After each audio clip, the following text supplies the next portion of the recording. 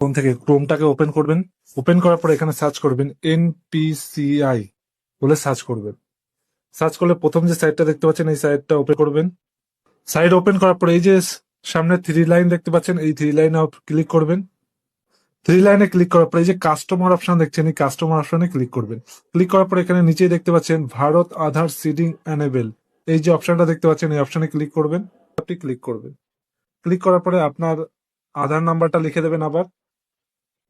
তারপর এখানে আপনি কি করতে চান, সিডিং করতে চান। যদি আপনি অন্য কোনো ব্যাংকে আপনার অটোমেটিক সিডিং থাকে সেটাকে কিন্তু ডিসিডিং করতে হবে, তাহলে কিন্তু আপনাকে কিন্তু আধার নাম্বার লিখে এখানে ডিসিডিং এ ক্লিক করতে হবে। আর যেহেতু আপনি নতুন ব্যাংকে সিডিং করতে যাচ্ছেন তাহলে সিডিং অপশনে ক্লিক করবেন। তারপরে সিলেক্ট ব্যাংক, আপনার যে কোন ব্যাংকে আপনি সিডিং করতে যাচ্ছেন।